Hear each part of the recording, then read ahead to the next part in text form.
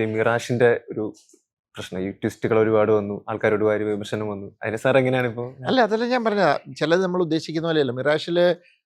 ആദ്യത്തെ മിറാഷിലെ original twist എന്ന് ഞങ്ങൾ വിശ്വസിച്ചിരുന്നത് ക്ലൈമാക്സിലെ ആസിഫിന്റെ ആ ഒരു ഇതാണ്.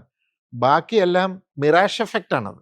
മിറാഷ് എന്താണ്, നമ്മളൊരു ആ ക്യാരക്ടറിലേക്ക് ചെല്ലുമ്പോൾ ആ ക്യാരക്ടർ അതല്ലാതായി മാറുക. അതിനകത്ത് എസ് പിയുടെ ക്യാരക്ടർ ഭയങ്കര ആൾക്കാർ നെഗറ്റീവ് ആയിരിക്കും എന്ന് പറഞ്ഞാൽ അയാൾ പോസിറ്റീവ്, അതിനകത്ത് ആകെപ്പാടെ പോസിറ്റീവായിട്ടുള്ള ഒരു അതേ ഉള്ളൂ. ആ സിനിമയുടെ പ്രശ്നം അതല്ല, അതിനകത്തൊരു ഇമോഷൻ്റെ മിസ്സിങ് ഉണ്ട്. അപ്പം അന്ന് ആ റൈറ്റർ ആ കഥ പറഞ്ഞു വന്നപ്പം പറഞ്ഞ നറേറ്റീവ് അതാണ്. അല്ലെങ്കിൽ നമ്മൾ അപർണയുടെ കഥയെന്ന് തുടങ്ങി അപർണേനെ നമ്മൾ ഓപ്പണായിട്ട് കാണിച്ചുകൊണ്ട് വർക്ക് ചെയ്യുന്ന ഒരു രീതിയിലും വേണം വർക്ക് ചെയ്യായിരുന്നു. അപ്പോൾ ഈ മിറാഷ് എഫക്റ്റ് നമ്മൾ പെട്ടെന്ന് എക്സൈറ്റഡ് ആയത് അതായിരുന്നു.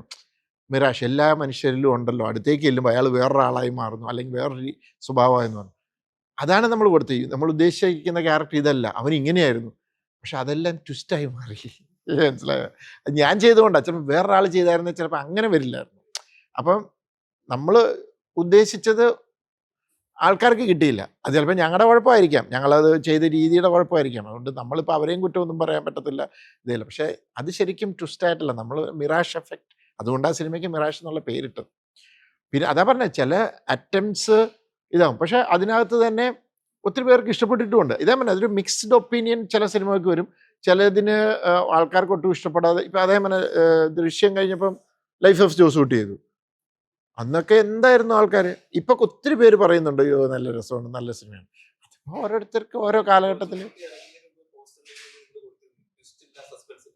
എന്നിട്ട് പോലും അതിനകത്ത് ട്വിസ്റ്റ് പ്രതീക്ഷിച്ചിരുന്നു, സാറിൻ്റെ പടമല്ലേ എന്ന് പറഞ്ഞവരുണ്ട്. അപ്പം ഇതൊക്കെ നമ്മൾ ഇപ്പോൾ ഒരു ഫോർമുല ഉണ്ടായിരുന്നെങ്കിൽ എല്ലാവർക്കും എല്ലാ സിനിമയും നമുക്കിവിടെ ഹിറ്റാക്കാറുണ്ട്. ഇത് അങ്ങനെയില്ല. നമ്മൾ ഇപ്പോൾ ഈ കഥ, ഈ സ്ക്രിപ്റ്റ് ഇപ്പോൾ ഇതിൻ്റെ റൈറ്റർ ഡിനു ആ ചെയ്യുന്നെങ്കിൽ അത് ചിലപ്പോൾ വേറൊരു ഫോമിലായിരിക്കും വരുന്നത്. അപ്പോൾ ഒരു സീൻ എടുത്തിട്ട് 10 സംവിധായകരെ കൊടുത്തിട്ട് ഷൂട്ട് ചെയ്യാൻ പറഞ്ഞാൽ അത് 10 രീതിയിലായിരിക്കും.